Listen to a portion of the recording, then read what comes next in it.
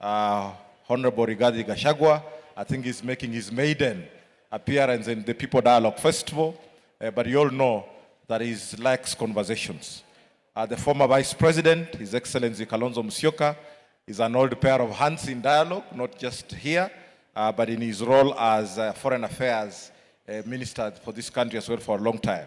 The Honorable Eugene Wamalwa is also an experienced pair of hands in these circles. They are here to engage with you, and we want to make it tight, brief, straight to the point. So please, DJ, as is the tradition, all these leaders have their dance styles. Honorable Kalonzo, I know you have been practicing yours. All right? So we'll do you a favor, but before we do that, I want to introduce our partner, Matthias Kamp, to just say jambo. We were winding up this session, and we're happy that we're all here together. Our leaders, these are young Kenyans. They come here as their platform for accountability. You lead parties that have representatives in parliament. You know that parliament has had challenges, and people are deciding that they can have more alternatives to engage with their leaders and hold them to account. Number two, we come to your rallies and we listen to you. When you come to People Dialogue Festival, give you a chance, we listen to you, and then you also listen to us. So we want more of dialogue in our festival, and you can enjoy your political platforms in the rallies where you also speak to us. And then finally, the question of 2027. Young people must be supported, inspired by yourselves, leaders. Give them a reason to even not just vote for you, but even just to register as voters. IEBC was here yesterday with us for over 5 months since September 2025. Out of the targeted 6.3 million Kenyans, young Kenyans, they have only been able to register 216,000 over 5 months. Mass voter registration is coming. We expect that you leaders will inspire these young people to want to register and to want to vote for you. In 2027, we expect that you leaders will be the peace champions, because we want you to keep these younger people safe. We want them to feel secure as they participate in your political activities and also they engage in the electoral process. So without much further ado, allow me then to begin by His Excellency, the former Vice President Kalonzo Musyoka. DJ, but before he arrives here, the usual thing. Take your time, Your Excellency.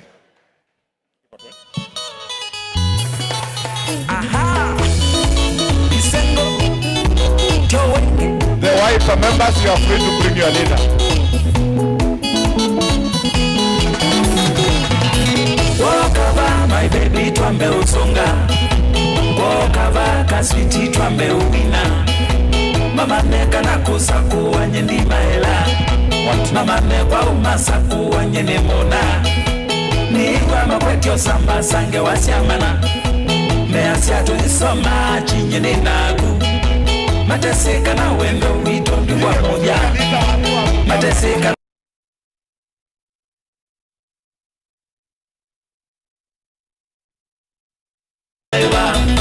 uine namba tene maiva tuichaji ginokalika boksi yakwa kama lonze ze.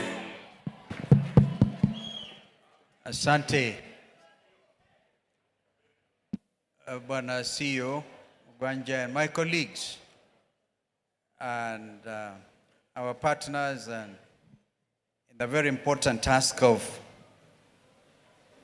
developing democracy in our region, in our continent, in our world, Center for Multi-Party Democracy. We thank you for your continued collaboration.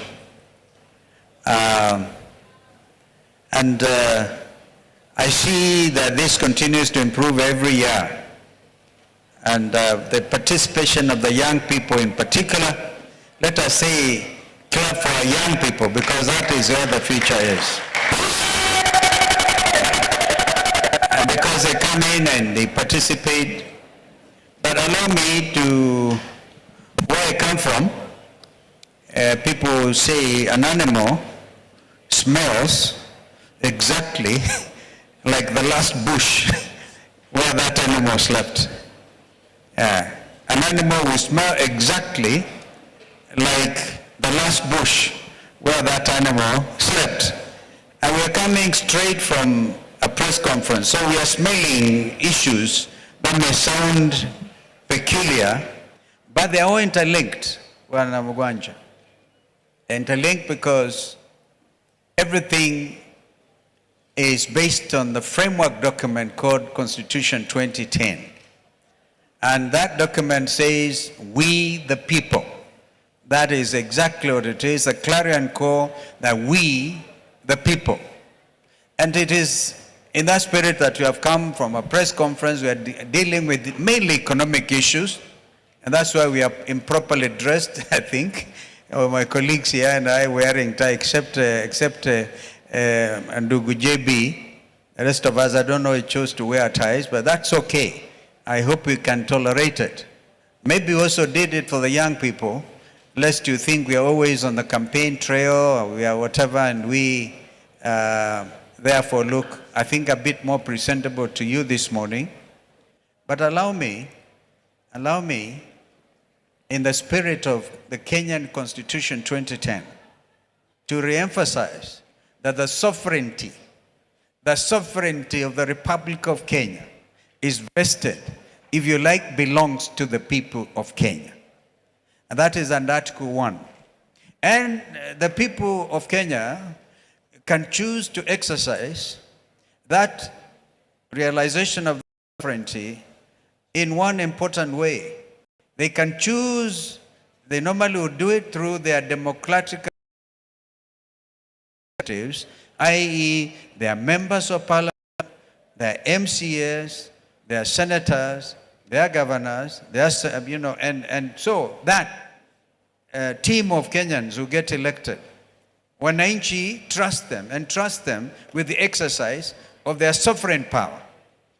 But whereas in the present circumstances, abuse becomes the order of the day, then the Kenyan people, in exercise of their sovereignty, can exercise that right directly. And that is what they did, for example, in 2024, when the young people, they became the champions worldwide of in government, transparency in the conduct of public affairs.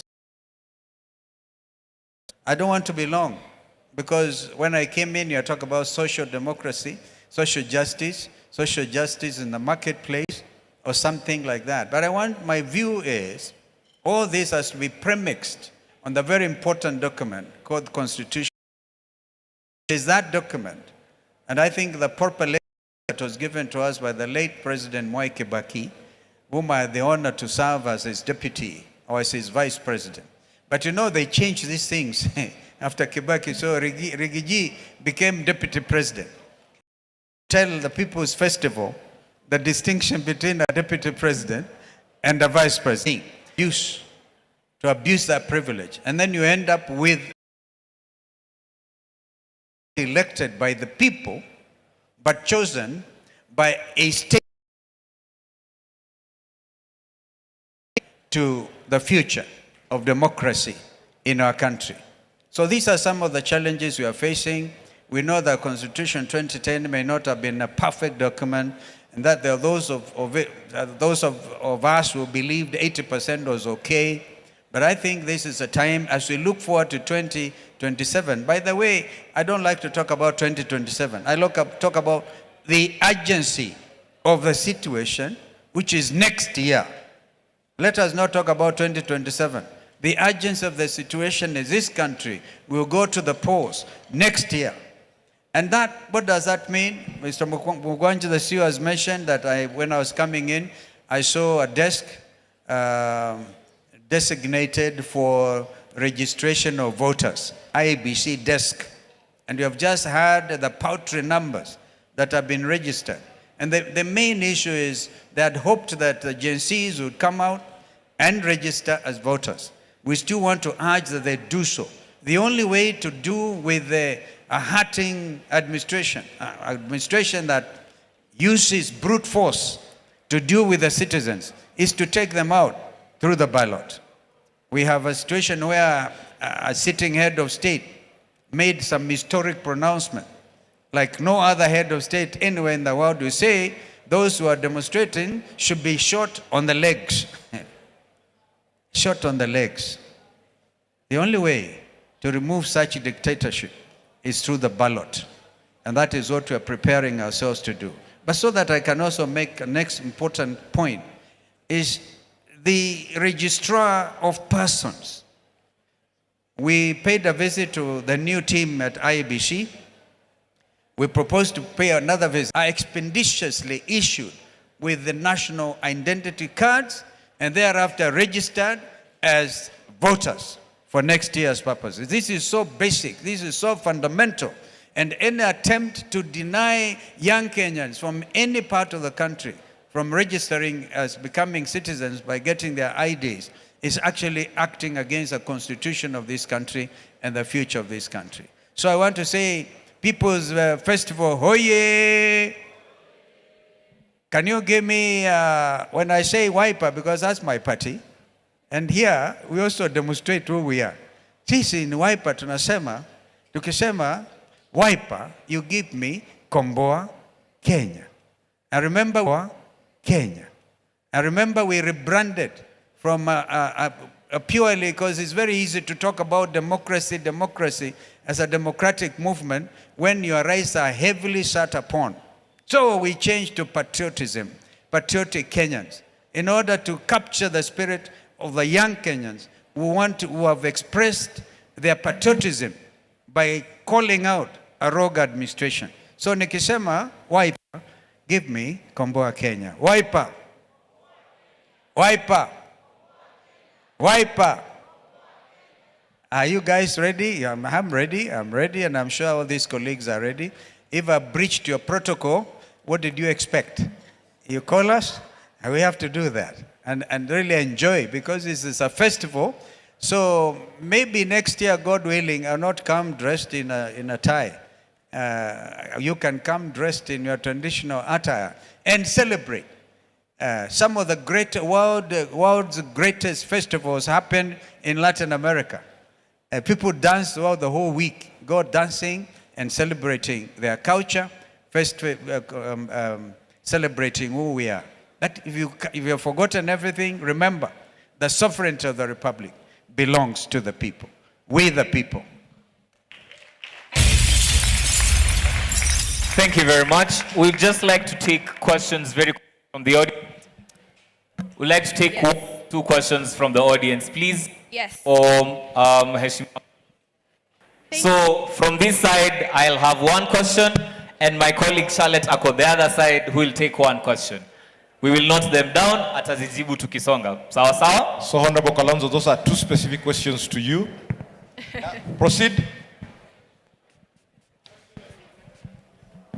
Kuna swali hapa.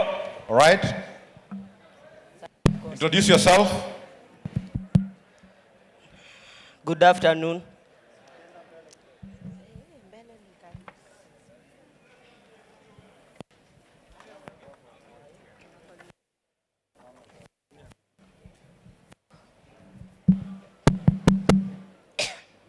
So, good afternoon, everyone.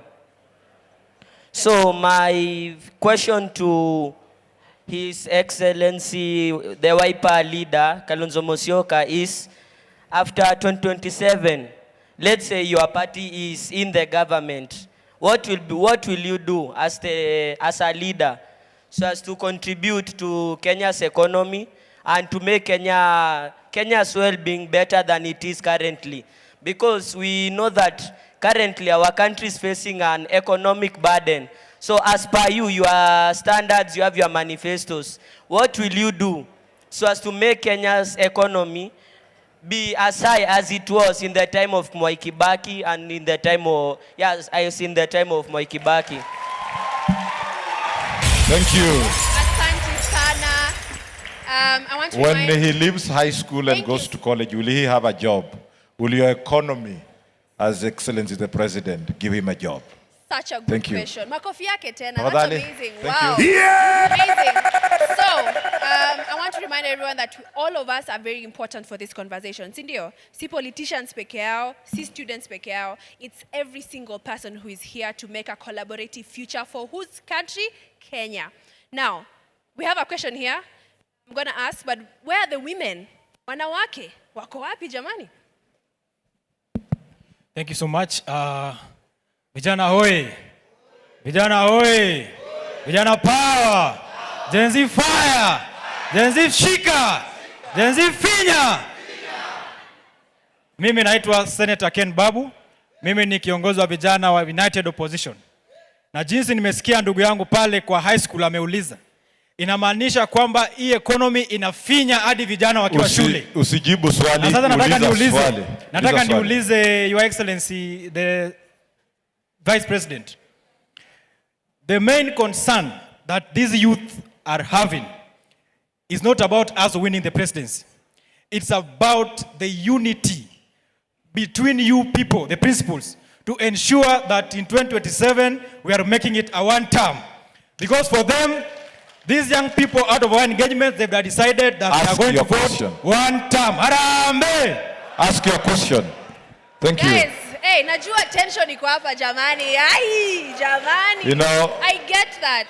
I understand that. That is what mentorship does. Yes. I know the people that Ken Babis are hanging around We've noted. are politically lethal. So Yes. I can see he's developing well. Congratulations, my brother, for seizing the moment. Frank. All right. Do we have a question? We want to shift Just this. one woman, because there's a Please. bit of men and Yes, one lady. Yeah, just there's one lady. And then Honorable Rigiji, prepare. DJ, ka chonjo hapo tulete Honorable Rigiji. Please, your question. Okay, thank you for the opportunity. My name is Melissa Muhonja. My question will go to His Excellency Kalonzo Musyoka. Sorry.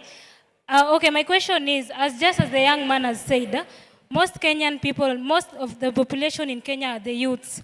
So you as a party leader, most young people in Kenya are unemployed. What concrete policies will you support to create sustainable jobs for the youths? Okay. Honorable Kalonzo has a question, but we will give you time to answer.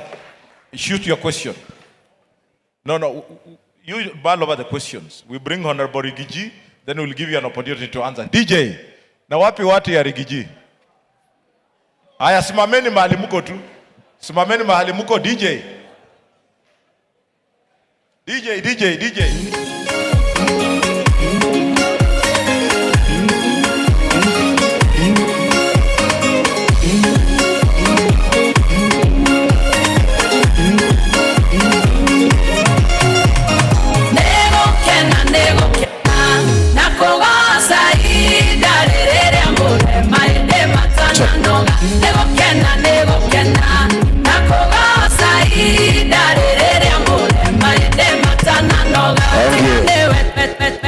Asante sana. Vijana hoye.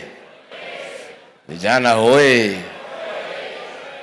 Thank you very much. Let me first take this opportunity to say how glad I am because of this festival, to allow our young people to dialogue and to have an opportunity to engage and make meaningful contribution for the benefit of our country. I am a great believer of our young people. I am persuaded that despite the challenges that this country has in terms of economy, in terms of governance, in terms of crime, with all those challenges, I am persuaded that as a country, we are fine because we have the greatest resource available to us, the young population. And if we give our young people the opportunity to be on the decision-making table, I'm sure this country will be on the right trajectory. I therefore want to ask our young people not to be bystanders, not to be spectators, but to pursue leadership. Our young people are very knowledgeable, They are very exposed. They have the energy, they have the zeal. But they must agree that they must be part of the solution to the challenges that we face as a country. So this afternoon, I want to make up a call to our young people. As we go towards the general elections, you are more than 70% of the Kenyan population. Democracy is about the majority. Our young people have the capacity, they have the numbers to be on the decision-making table, and they come and create the solutions that they desire for the country and themselves. And they have no choice because they are the greatest stakeholder in our country, because they have longer to live. So I want to ask our young people as we go to these elections, please get out of your homes, get out of your comfort zone, and get into the field and be part of the solution by seeking for elective positions. We want to see a situation where our county assemblies, majority, more than 70%, are people below the age of 35. We want to see young people in the National Assembly. We want to see them in the Senate. But I must tell you, nobody will come for you from home. You have to leave the house and come out here and fight for your space. And you are in a better position because you have the energy, you have the knowledge, you have the language, and your colleagues, your peers are the majority. So why not? Why not? So mine, the party that I lead, is about listening to the people. If I say DCP, say Sikiza ground. DCP? DCP? It's about listening to the people. That's why I'm very happy about this dialogue. Let the young people be heard. I had a big problem with William Ruto when I was his deputy during the Gen Z protests, when he refused to listen to the young people and decided to abduct them and kill them. And I was telling them the young people should be heard. They should be allowed to say what they need to say. So when he was saying they are criminals, I told him, no, they are not criminals. They are our sons and daughters, and we must listen to them. I must tell you, I must tell the young people, all of us in the country are looking up to you to save this country. You have the numbers, you have the zeal, you have the conviction, you are not tribal, you cannot be corrupted, you cannot be bribed. The country is looking up to you. But you are doing very well on the smartphone in terms of creating awareness on what people need to do. But the real transformation of our country will not happen on the smartphone. It will happen on the ballot box. And the tool of change is the vote. I want to appeal to our young people, as the mass voter registration starts on the 29th of this month, please acquire the tool of change, the vote, so that next year you can lead all of us, you can lead this country in creating a good government that will govern you the way you want. It is you to decide the way you want to be governed. That can only happen if you decide who will govern you. And that can only happen if you have a vote. So let me pose that challenge to you as we begin the mass voter registration. Let our young people lead from the front. I look forward to further engagement. Whenever we meet in our public rallies, we always give you a chance to speak and tell us what you think we need to do to create good change for our country. I really look forward to further engagement with our young people, and I want to thank the organizers for this great forum where young people can dialogue, they can exchange ideas, and they can be heard, because they should be heard, because they know a lot, and all of us will benefit from their wisdom, from their knowledge, from their exposure, and we really look forward to that engagement. Asanteni sana. Thank you very much. Huyo ndio Rigiji. All right, thank you so much. We will be taking 2 questions for Honorable Rigiji. In the meantime, the mic is going to Honorable Kalonzo Musyoka to respond to his questions now. All right? So again, tone and prepare for the questions, but Honorable Kalonzo now is on the floor to respond to his questions. Over to you, Your Excellency. The first question, I thank you because you only forgot when you praised the performance under President Kibaki that yours truly was the Vice President. So I claim a little bit. And we grew the GDP, the gross domestic product of this economy was nearly a double digit. By the time Kibaki left office, we were close to between 7 and 8% of GDP. Since that time, things have gone where now it's even worse. And so our number one objective will be to transform the economy. Every Kenyan knows there's a terrible problem with the debt burden. Every Kenyan who is born today, wherever they are born with a debt burden. And that is what we must alleviate by, for example, renegotiating our debt commitments the world over. If you had a government that is listened to internationally, then you will be able to reduce the debt burden. But right now, the opposite is happening.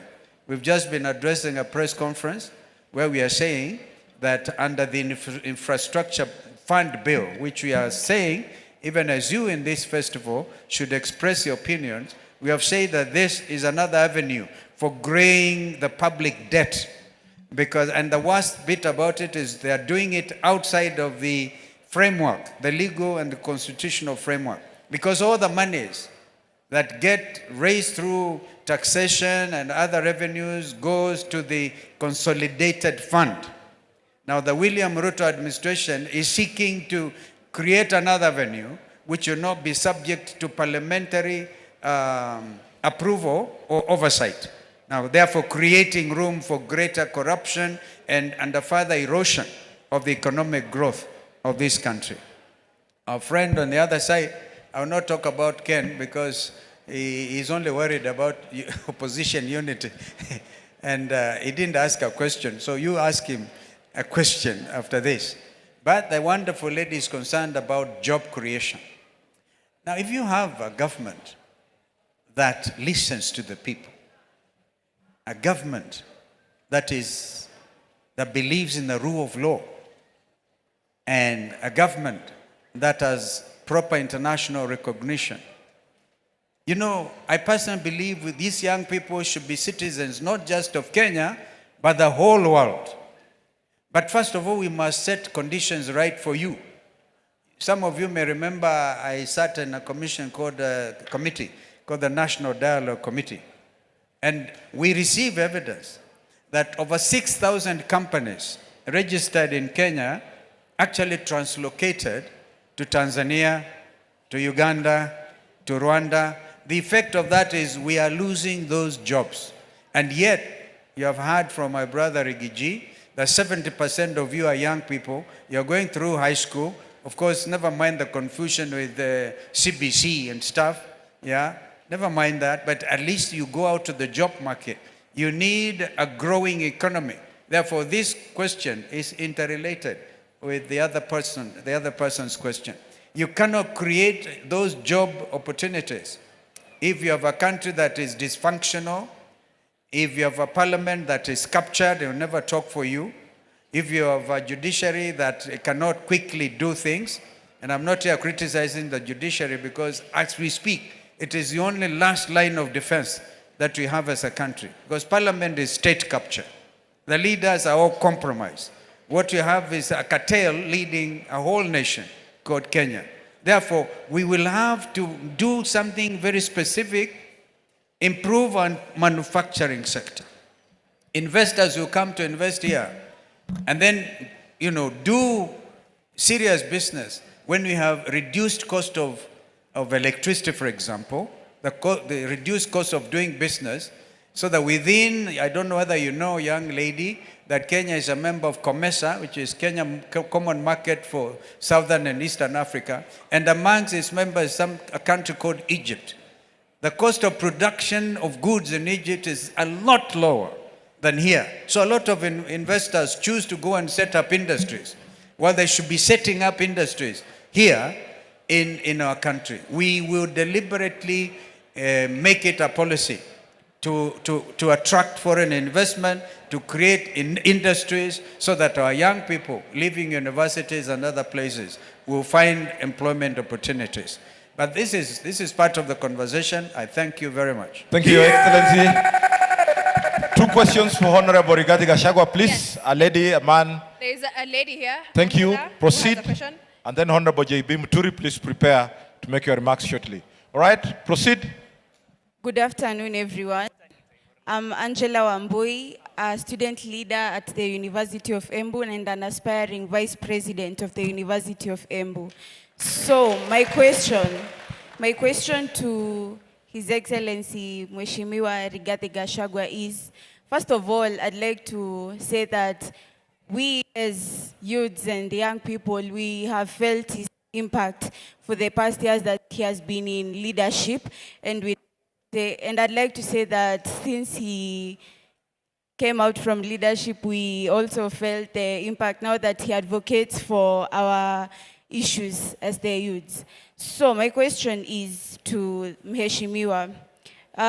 You have been very vocal about restoring the dignity of the payslip of Kenyan workers. Now, we as the youth, after graduating, we don't have any guaranteed job opportunities. Mheshimiwa, what do you have in store for us as the youth now that our job opportunities and our future after graduating in university is not guaranteed? What do you have in store for us, Mheshimiwa? Tone on the other side. All right. Yes. Kindly, in conclusion, I was requesting if maybe Mheshimiwa could allow me to shake his hand. Rikiji iko Kairitu hapo. Mheshimiwa. Proceed. Proceed. Yes. Angela na Mheshimiwa makofi yao jamani. Amesema only opportunity comes. How many times? Exactly. Angela Chukua na namba hata Mheshimiwa. kama ni ya kijana yake. Asante sana. Ukipata Asante sana. Iko K2 uko nyumbani. All right, thank you. Over to you. Yes, comrades power. Comrades TBM. Comrades one time. Aya, sawa. Now, my name is Rono Emmanuel, to Your Excellency and to everyone who can hear me in the order of hierarchy. Your Excellency, we as the youth have been disenfranchised a couple of times, both in opposition and in the ruling government. We've been disenfranchised when it comes to politics. Tunaambiwa kila siku nyinyi ni viongozi wa kesho. Lakini sisi kama vijana, tunataka imefika wakati yetu ya kuingia katika serikali. So to Your Excellency, we as the youth, we are demanding a seat on the table. Because if we are not on the table, then we are the people that will be on the menu. Now, to Your Excellency, what structures have you put in place? Because we cannot work on empty rhetoric. Kila siku tunaambiwa vijana kiti yenyu iko.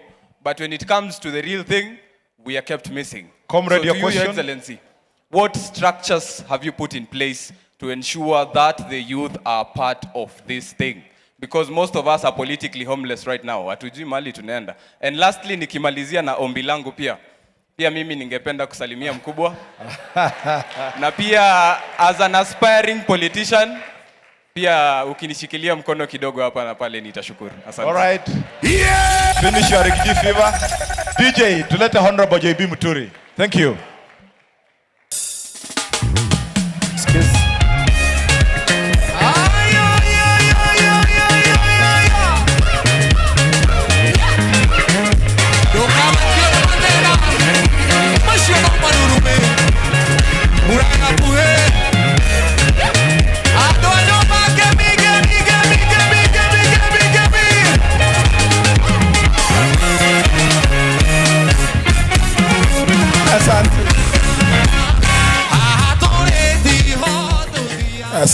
Asante.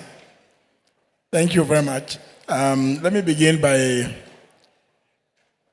appreciating the partners, CAS, who are partnered with the CMD, and I'm sure they are partnered with several other of the political parties and other organizations, and for keeping these spirits going on.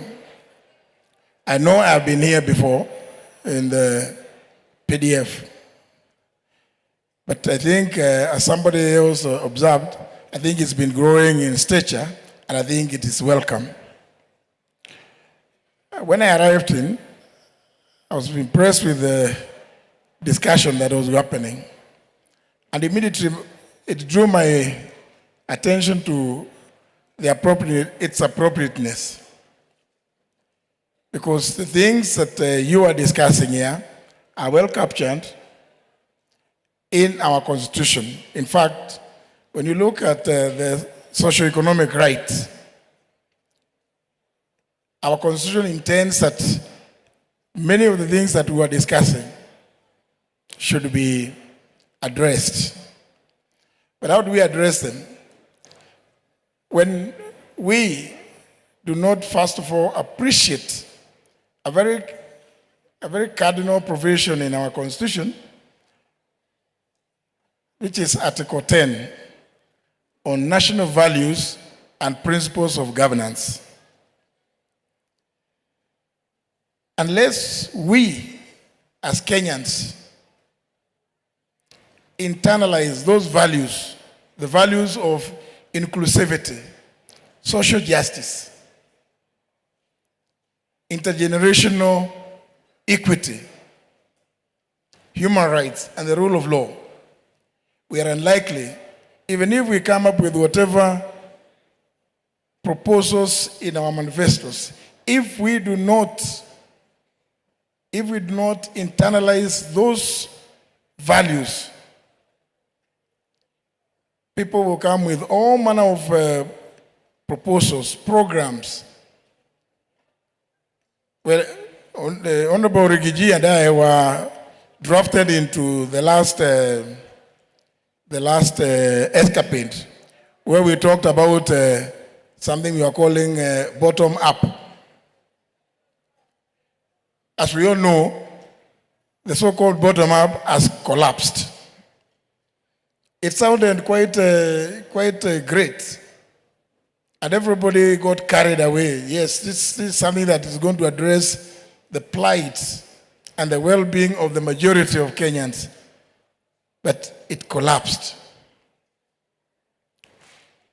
Today, we've come up with all manner of grandiose ideas. They are pushed through our various institutions, most of which have been captured, with the exception of the judiciary. And I want to agree with Honorable Kalonzo Musyoka. It remains up to now our last bastion of hope. Our legislature, Honorable Mwago is here. An idea such as the one I found, and I found some of the panelists discussing the issue of the National Infrastructure Fund. As everybody knows, this thing just came up the other day. How much time has gone into discussing the merits and demerits of that policy? Yet, under Article 10, we are commanded to at all times get those values when proposing policy, interpreting laws, or making laws at whatever level, in a state office, public office, and any other person, when you come up with policies. Yet, as I heard the panelists say, the thing is like, it's a fait accompli. Just last evening, the House, the National Assembly concluded a debate on it. There was an attempt to get one of the committees, the Committee of Finance and National Planning, to do public participation. What was concluded yesterday was debate. So when are the ideas that have come from the public going to find their way into this bill, if at all? This afternoon, most likely it is going to be placed before committee of the whole House. And by the time it passes, there will be, I can assure you, there will be less than 20 members. When they resume on Tuesday, if at all, I don't know when they are going to recess, even the hundreds who are not present will be confronted with a very simple question. A simple question. We did this and this, as many of that opinion say aye. So everybody shouts aye, not even caring what it is you are shouting aye to. Yet, Article 10 dictates that there must be, and the courts have ruled, public participation must be substantive. It must have meaning. I was quite impressed with the discussions from the panelists and the questions that were coming from the floor. So, and I'm not responding to any question that has been asked, but I think some of the questions have also been quite pertinent. It does not matter what policies we come up with also. If we don't sit down, look at this grand norm which we gave ourselves. This document, what does it say? If it says that there's going to be compulsory and free basic education, should it command us or whoever it is that is in office to sit down and evaluate, call these experts? We have many experts in this country. How much would it cost if we are going to do this? Because it is there in the Constitution. Every child is entitled to, as a right to, compulsory and free. And to his credit, and we don't tire saying this, to his credit, one of the last bills that the late President Mwai Kibaki signed into law was actually the Basic Education Act, which, even on its title, is supposed to implement that provision of Article 53 on free, basic, and compulsory education. So it behoves everybody to sit and look through the document. What is it requiring? What is it commanding us to do? So that we do it for the benefit of both ourselves and the future generations of this country. I want to just give a small example. Now that I found this National Infrastructure Bond being discussed, and the moderator is here. Sometimes in the year 2021, there was a proposal to merge Kenya Airways, Kenya Airports Authority, and Kenya Civil Aviation Authority. Bring it into one body. I asked the question. I'm sure some of you may know where I was at that time. Has this thing been discussed? Who's going to? Because there are Kenyans who own shares in Kenya Airways. Kenya Airports Authority is owned by the public, so it's owned by every one of us. When you make it into one body, a limited liability company, how are the Kenyans who have grown these institutions going to benefit?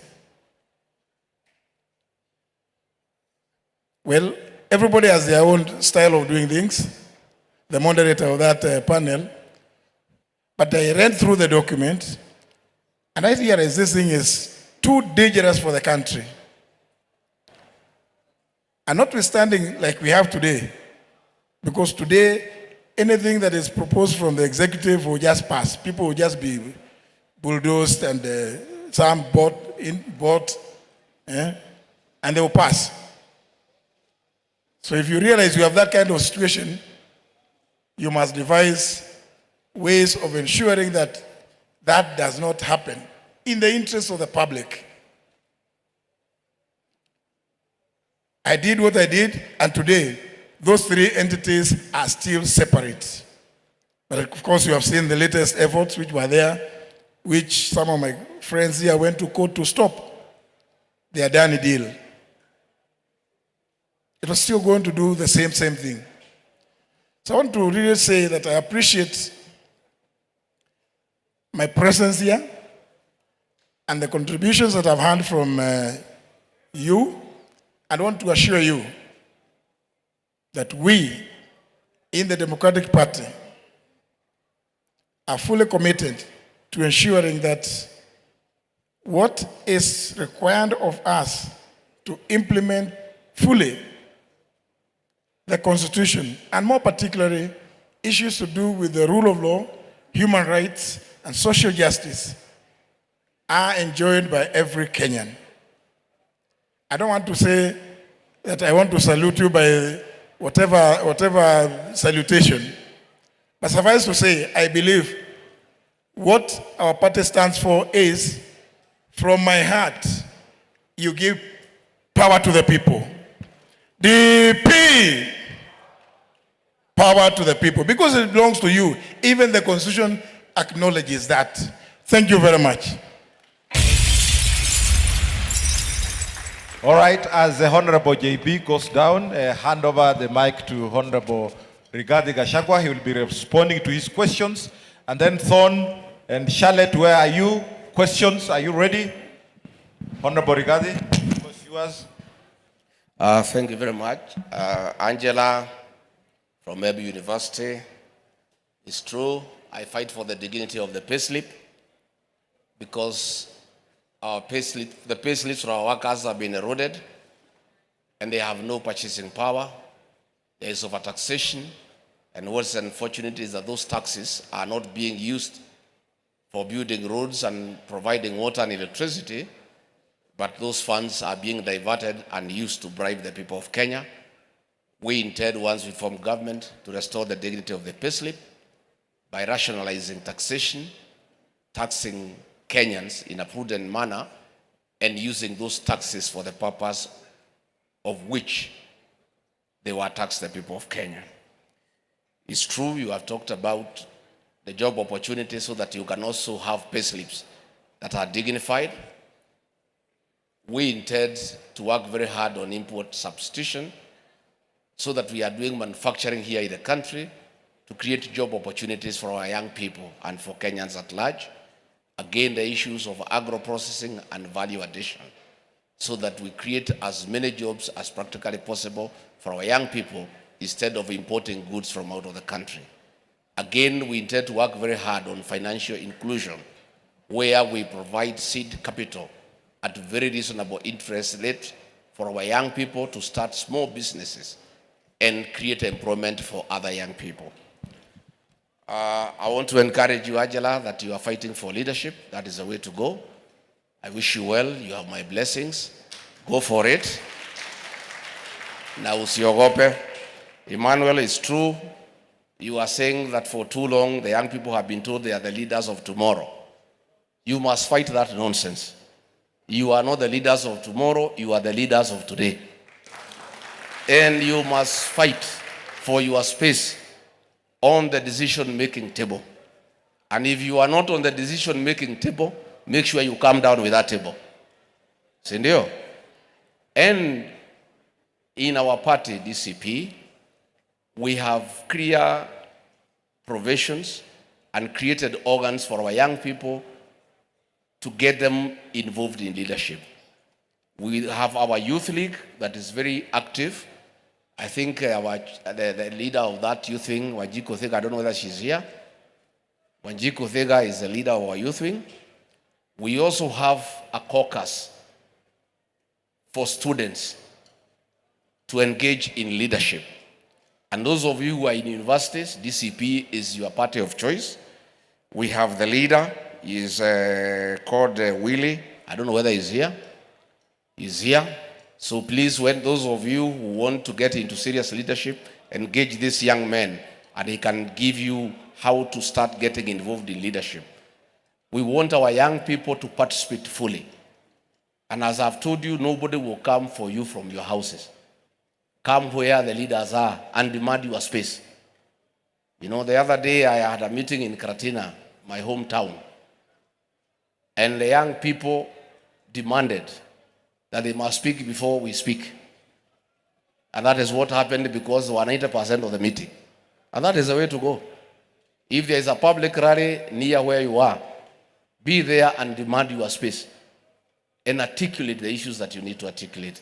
So there will be opportunities for our young people, but it's up to you to do it. And let me advise you, all the leaders you see here, many of them in this country, 80% started their leadership journey at the university. In 1986, I was the chairman of Nyeri District University Students Association in the University of Nairobi. I then became the chairman of the Literature Students Association. And here I am today. That's the way to begin. So, for you to do even practice, hizo viti kwa university kwanza mnyakue. And that's the way you start your leadership journey. You test your muscle on how to mobilize people to support you in leadership. And then your journey for leadership will begin in earnest. Asanteni sana. Thank you very much.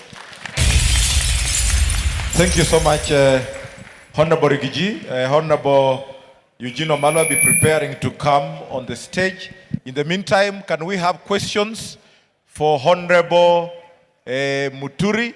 But there is a protest, Honorable Rigiji. There is a young lady there that is holding us hostage, that she must ask you a question. So please direct your question, and then we pick questions for Honorable J.B. Muturi, and then Honorable Eugene Wamalwa will be coming on the stage. Yes. So shoot your shot. Okay, the congregation at large, the invited guests, good afternoon. And I wanted to ask a specific question on the vision of 2030. As we are preparing for the 2027 elections that are approaching, yes, the power is to the people. And what are we going to do when we reach there? The vision 2030, as we have heard, we have a vision 2030 for Kenya specifically. We have a debt of over 12 trillion. What are you guys doing to revolve around that, to pay all that, and to honor the power of the people at large? That's my question. Thank you so much. Honorable Very quickly straight to the debt question. Yeah. Thank you very much. It's true we had Vision 2030 that came up with the President Mwai Kibaki and Dr. Kalonzo here. Somehow along the line, William Ruto abandoned Vision 2030 and came up with the bottom-up economic transformation, which has failed. Now he has left the bottom-up economic transformation and has gone to Singapore, which you all know is a lie.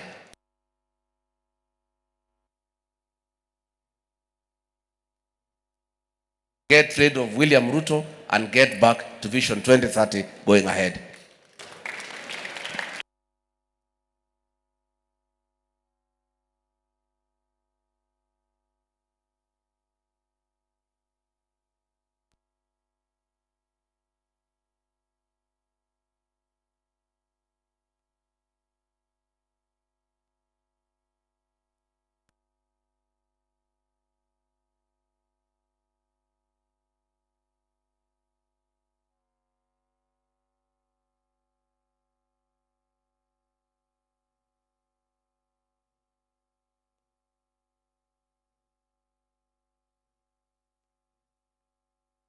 Will be published in 2027. Same way internet was published in 1995 and we missed all the chances zenye zilikuja nayo.